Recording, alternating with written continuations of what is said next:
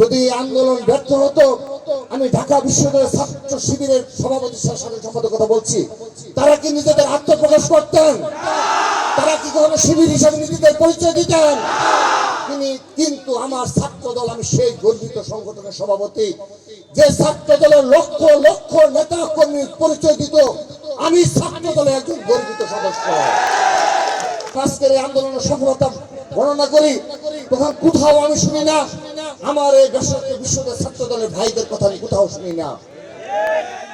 কারণ আপনি যদি সঠিক ইতিহাস রচনা করেন, এই বাংলাদেশের একমাত্র ছাত্র সংগঠন বাংলাদেশ জাতীয় ছাত্র দল, যে জাতীয় ছাত্র দলের নেতৃত্বে এই জুলাই আগস্টের প্রেক্ষাপট তৈরি হয়েছে।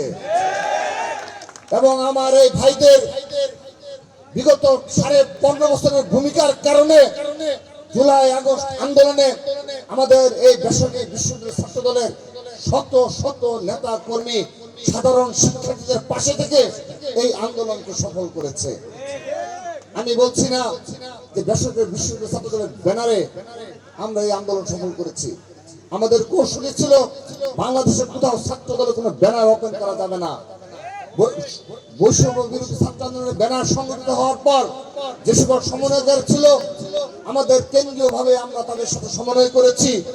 আমাদের কাছে পরামর্শ নেওয়ার পর তারপর তারা প্রতিটি কর্মসূচি ঘোষণা করেছে। সেই মোতাবেক ঢাকা বিশ্ববিদ্যালয় ছাত্র দল সহ এই বেসরকারি বিশ্ববিদ্যালয় ছাত্র দল সহ আমরা আমাদের সারা বাংলাদেশের সকল ইউনিটকে সেই অনুযায়ী নির্দেশনা প্রদান করেছি। আপনারা লক্ষ্য করে দেখবেন, আমার বেসরকারি বিশ্ববিদ্যালয় ছাত্র দলের অসংখ্য নেতা কর্মীর ফুটেজ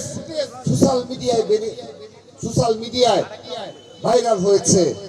আপনারা লক্ষ্য করে দেখবেন, ছাত্র দলের শুধুমাত্র আমরা সভাপতি, সাধারণ সম্পাদক কিংবা আমরা কেন্দ্রীয় সংসদের শীর্ষ নেতৃবৃন্দ নয়, আমাদের প্রতিটি ইউনিটে ছাত্র দলের যারা দায়িত্ব রয়েছে তাদের সবার রাজপথে অগ্রণী ভূমিকা ছিল এবং সোশ্যাল মিডিয়ায় তাদের আন্দোলন ভূমিকাগুলো ব্যাপকভাবে প্রশংসিত হচ্ছে। কিন্তু এই বাংলাদেশে আরেকটি ছাত্র সংগঠন রয়েছে, আমি সরাসরি বলছি, এই ছাত্র শিবির, আমি চ্যালেঞ্জ করে বলছি, ছাত্র শিবিরের যদি সভাপতি, সাধারণ সম্পাদক সহ শীর্ষ নেতৃবৃন্দের আন্দোলন সংগ্রামের সামনে সারির কোনো ভূমিকা যদি দেখে থাকে, আমরা তা দেখতে চাই। তারা সেই জুলাই আগস্ট আন্দোলনে কোথায় আন্দোলন করেছে আমরা সেটা দেখতে চাই। আজকের দিন পর্যন্ত তারা নেগেটিভ তৈরি করে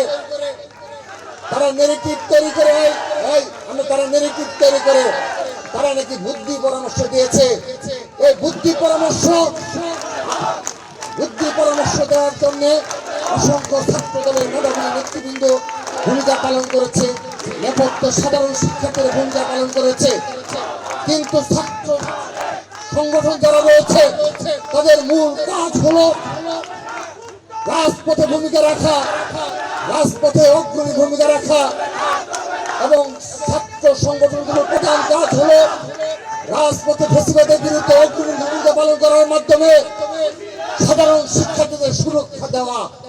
রাজপথে সাধারণ শিক্ষার্থীদের সুরক্ষা দিয়ে ঢাল হিসাবে ছাত্র সংগঠনের নেতৃবৃন্দের সম্মুখ সারিতে থাকবে। যে কাজটি বছরের পর বছর করে এসেছে বাংলাদেশ জাতীয় ছাত্র দল। কিন্তু এই গুপ্ত সংগঠনের নেতৃবৃন্দ আমরা কখনো তাদেরকে রাজপথে পাই না। তাই নয়, একটি কথা প্রচলিত রয়েছে, যখন তাদের শীর্ষ নেতৃবৃন্দের ফাঁসি দেওয়া হলো, যুদ্ধাপরাধের দায়ে ফাঁসি দেওয়া হলো, আমরা তার নিন্দা জানিয়েছি। কিন্তু এই 14-15 সালের পর থেকে বাংলাদেশের রাজনীতি জাতীয় কথা প্রচলিত রয়েছে, এই জামাতে ইসলাম এবং ইসলামী ছাত্র শিবির এই খুনি হাসিনার সাথে আঘাত করে তারা রাজপথে ভূমিকা পালন করেনি। এটি বাংলাদেশে রাজনীতিতে সবাই জানে।